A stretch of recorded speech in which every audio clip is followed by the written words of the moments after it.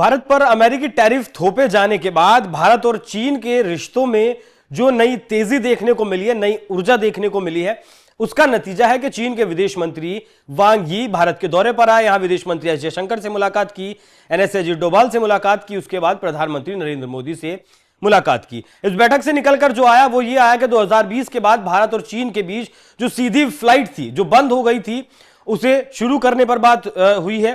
कैलाश मानसरोवर की यात्रा फिर से शुरू करने पर बात हुई है।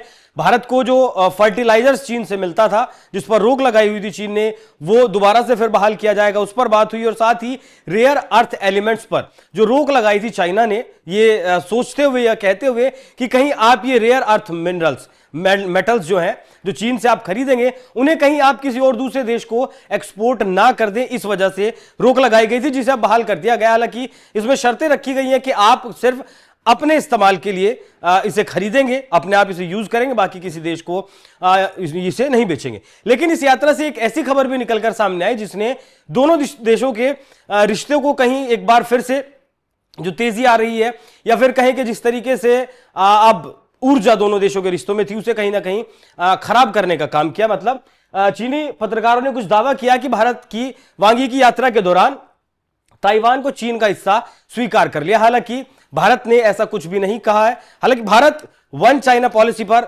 काम करता है, मानता है, लेकिन आर्थिक तौर पर और सांस्कृतिक तौर पर ताइवान को भी मान्यता देता है और ताइवान के साथ भी भारत के रिश्ते हैं। वन चाइना को मानता है, लेकिन ताइवान को भी भारत अलग मानता है। लेकिन यह प्रोपेगेंडा चाइना मीडिया में, चीन की मीडिया में चलाया गया, जिसका पहले मैं आपको बता दूं कि भारत ने ऐसा कुछ भी नहीं कहा है। चीन को भारत अलग मानता है और साथ ही ताइवान को भारत अलग मानता है। यहां प्रधानमंत्री से मुलाकात हुई, एनएस अजीत डोभाल से मुलाकात हुई। उसके बाद जो एससीओ की बैठक होनी है तियानजिन में, वहां भी प्रधानमंत्री मोदी को उसके लिए आमंत्रण दिया गया। और यह जरूरी भी है चीन के लिए एससीओ के, क्योंकि इससे पहले जब राजनाथ सिंह एससीओ के समिट में गए थे, वहां जो प्रस्ताव, संयुक्त प्रस्ताव जो पारित किया गया था, उसमें पहलगाम हमले का जिक्र नहीं था। उस पर हस्ताक्षर करने से रक्षा मंत्री राजनाथ सिंह ने इनकार कर दिया था। लेकिन अब इस यात्रा के दौरान चीन के पत्रकारों ने दावा किया कि भारत यात्रा के दौरान भारत ने ताइवान को चीन का हिस्सा स्वीकार कर लिया है। ये दावे सोशल मीडिया प्लेटफॉर्म्स पर चीनी पत्रकारों और जो सरकारी मुखपत्र चीन के हैं उनके द्वारा फैलाए गए, लेकिन वैश्विक प्रचार के लिए इसे उपयोग किया गया। ये दावे झूठे हैं। भारत ने आधिकारिक तौर पर वन चाइना पॉलिसी का समर्थन नहीं किया है। जयशंकर साहब ने वांग यी के साथ बैठक में साफ कर दिया कि भारत ताइवान के साथ केवल आर्थिक और सांस्कृतिक संबंध रखता है, जैसा कि वैश्विक प्रथा है। भारत ने 2010 के बाद से वन चाइना पॉलिसी का उल्लेख करना बंद कर दिया, क्योंकि चीन की भारत के क्षेत्रों जैसी पीओके पर वन इंडिया नीति का समर्थन नहीं करता है। पीओके से होता है सीपीईसी का प्रोजेक्ट चाइना का चल रहा है, और अक्सर पीओके के मुद्दे को यूएन में भी, यूएनएससी में भी पाकिस्तान के समर्थन में बात करता आया है चीन। इसीलिए हम वन चाइना पॉलिसी को 2010 के बाद से नहीं मानते। चीनी मीडिया इन दावों को अपनी जनता के बीच प्रचार करने के लिए फैला रही है, ताकि दिखाया जाए कि भारत ने वन चाइना पॉलिसी स्वीकार कर ली है।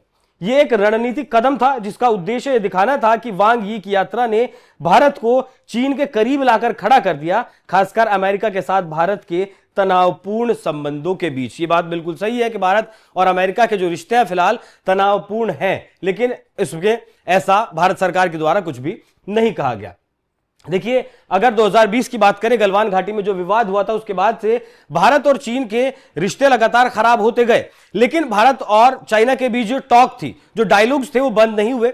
कमांडर लेवल की बैठक वहां चलती रही, मीटिंगें चलती रही, बातचीत चलती रही, डिप्लोमेटिक जो बातचीत थी वो भी चलती रही। लेकिन अब 2020 के बाद शायद पहली बार ऐसा होगा जब प्रधानमंत्री मोदी जाएंगे चीन और वहां पर पॉलिटिकली बात भी हो, और जो भारत और चीन के बीच सीमा विवाद है उसे भी पूरी तरीके से हल करने की दिशा में कदम आगे बढ़ाया जाए। अक्टूबर 2024 में एलएसी पर गश्त के लिए एक समझौते पर हस्ताक्षर किए गए, जिसमें डेप्सांग और डेमचोक में सैन्य तनाव कम हुआ। यही वो दो इलाके हैं जहां भारत और चीन की जो सेनाएं हैं वो लगातार आमने सामने आती रहती हैं। वांग यी और डोभाल साहब के बीच 24वें दौर की जो बातचीत हुई, उसका जो मेन मोटो था वो डी एस्केलेशन करना था, और डी एस्केलेशन को आगे ना बढ़ाया जाए और एलएसी पर स्थायी शांति के लिए विश्वास निर्माण के जो भी कदम उठाए जा सकते हैं दोनों देशों के बीच, उन्हें उठाया जाए। जयशंकर साहब ने जोर दिया कि भारत सीमा चीन संबंधों को सामान्य करने के लिए यह बहुत ज्यादा जरूरी है। वांग यी ने जयशंकर को आश्वासन दिया कि चीन भारत की 3 प्रमुख जरूरतों को, रेयर अर्थ मिनरल्स, उर्वरक और टनल बोरिंग मशीन को अब सप्लाई करेगा। हालांकि ये टनल बोरिंग मशीन हम इससे पहले ऑर्डर भारत सरकार की तरफ से जर्मनी को दिया गया था, लेकिन जर्मनी भी चाइना से ही इन्हें खरीदता है। अब ये प्रतिबंध हटा दिया गया है। ये कदम भारतीय ऑटोमोबाइल्स, इलेक्ट्रॉनिक्स और इंफ्रास्ट्रक्चर उद्योगों के लिए जरूरी है और इन सामग्रियों पर निर्भर है। दोनों देशों के बीच सीधी उड़ान सेवाएं भी अब बहाल करने की बात फिर से हुई है। 2020 के बाद कोविड और सीमा तनाव के बीच ये फ्लाइटें रोक दी गई थी। कैलाश मानसरोवर की यात्रा भी फिर से शुरू करने की बात हुई और भारत और चीन नागरिकों के लिए पर्यटक वीजा फिर से शुरू किया। चीन लगातार भारतीयों को अपने देश में बुला रहा है और 2024 की अगर बात करें तो $10 मिलियन से ज्यादा भारतीयों ने चीन में खर्च किए हैं, मतलब जो वहां लोग घूमने के लिए गए हैं। अब ये जो टनल बोरिंग मशीन है उसकी वजह से भारत के कई सारे ऐसे प्रोजेक्ट्स हैं जो रुके हुए हैं। अहमदाबाद मुंबई बुलेट ट्रेन का जो प्रोजेक्ट है वो लंबे वक्त से रुका हुआ है, जिससे ये टीबीएम मशीन की कमी से ही ये मशीनें जर्मन कंपनियों से खरीदी जाती थी, लेकिन इन्हें चीन में ही निर्मित किया जाता है। और अब सीधे तौर पर, हालांकि ये साफ नहीं हुआ है कि अभी चाइना जर्मनी को देगा और फिर जर्मनी भारत को देगा या फिर सीधे तौर पर भारत अब चाइना से इन मशीनों को खरीदेगा।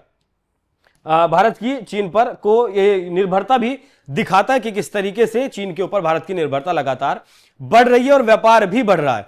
अमेरिका जिस तरीके से कदम उठा रहा है और उसके बाद भारत और चीन जिस तरीके से नजदीक जा रहे हैं, ये दिखाता है कि दोनों देशों के बीच अगर सीमा विवाद ना हो तो बाकी और कोई विवाद इन देशों के बीच नहीं है। इसके अलावा फर्टिलाइजर्स की अगर बात करें तो दुनिया में भारत फर्टिलाइजर्स का सबसे बड़ा खरीदार है और दुनिया में लगभग 12 देशों से भारत फर्टिलाइजर्स खरीदता है। लगभग $18 बिलियन के फर्टिलाइजर्स अकेले चीन से भारत खरीदता था, लेकिन पिछले दिनों इस पर रोक लगा दी गई थी, लेकिन अब से फिर से डीएपी और यूरिया की जो बात करें उस पर से रोक हटा दी गई और भारत सीधे तौर पर इसे खरीद पाएगा। भारत जो चाइना से खरीदता था उसके लिए भारत को फिर रशिया के ऊपर डिपेंड होना पड़ा था, जो कुछ हद तक महंगा पड़ता था, यूरिया हो या फिर डीएपी की अगर हम बात करें। रेयर अर्थ मिनरल्स की अगर बात करें तो इस पर रोक इसलिए लगाई गई थी कि चाइना को लग रहा था कि कहीं भारत चीन से खरीद कर कहीं अमेरिका को इन रेयर अर्थ एलिमेंट्स को ना बेचे, इसलिए उस पर रोक लगाई गई थी, लेकिन अब उस रोक को भी हटा लिया गया है। रेयर अर्थ एलिमेंट्स आज के वक्त में इसलिए भी ज्यादा जरूरी हो जाते हैं क्योंकि जितने भी इलेक्ट्रॉनिक गैजेट्स हैं उन सब में रेयर अर्थ एलिमेंट्स का इस्तेमाल होता है और अमेरिका सबसे ज्यादा रेयर अर्थ एलिमेंट्स का इस्तेमाल करता है। चीन की अगर बात करें तो रेयर अर्थ एलिमेंट्स पर चीन का पूरी तरीके से प्रभुत्व है। लगभग 90% रेयर अर्थ एलिमेंट्स पर चीन कंट्रोल करता है। हालांकि अपने यहां वो 65% ही प्रोड्यूस करता है, बाकी वियतनाम का जो रेयर अर्थ एलिमेंट्स है उस पर भी पूरी तरीके से होल्ड रहता है चीन का ही। यही बात करें अगर बलूचिस्तान की, आसिम मुनीर जब 2 बार यात्रा करके आया है तो वहां ऐसी डील हुई है, ऐसा कहा जा रहा है कि ट्रंप और मुनीर के बीच के बलूचिस्तान में जो रेयर अर्थ मिनरल्स हैं उन्हें माइन करेगा अमेरिका और अपने यहां पर लेकर जाएगा। बाकी अमेरिकी कंपनियां इसमें रुचि भी दिखा रही हैं। बलूचिस्तान लिबरेशन आर्मी को आतंकी संगठन भी अमेरिका के द्वारा घोषित किया गया है, वो इसीलिए जिससे कि यहां से आसानी से रेयर अर्थ एलिमेंट्स को भुनाया जा सके, मंगाया जा सके। यह एक बात पर जाते जाते और गौर करिए। अभी पिछले दिनों अमेरिकी राष्ट्रपति डोनाल्ड ट्रंप की तरफ से क्वाड के देशों से यह पूछा गया था कि ताइवान पर चीन अगर हमला करता है तो उसके साथ कौन कौन से देश होंगे। भारत ने वहां साफ इनकार कर दिया था, ऑस्ट्रेलिया ने साफ इनकार कर दिया था और जापान की तरफ से भी इनकार कर दिया गया था, क्योंकि लगभग बहुत ज्यादा अमेरिका से जितना व्यापार नहीं है इन देशों का, उससे ज्यादा व्यापार चीन के साथ है। इसीलिए ऑस्ट्रेलिया के राष्ट्रपति खुद शंघाई भी गए थे और वहां जाकर उन्होंने एक वीडियो भी अपलोड किया था। भारत ने अपना अलग कहा था कि भारत का जो क्वाड के साथ है वो आर्थिक रिश्ते हैं, व्यापारिक रिश्ते हैं, लेकिन इस तरीके से वो ताइवान और चीन के विवाद में नहीं कूदेगा। तो यहां एक तरफ ऐसा कहा जा सकता है कि ट्रंप साथ की भीख मांगते रहे और दूसरी तरफ भारत के लिए दरवाजे चीन की तरफ से कहीं ना कहीं खोल देगा। बाकी आप लोग इस विषय पर क्या सोचते हैं, अपनी राय हमें कमेंट कर जरूर बताइएगा। नमस्कार।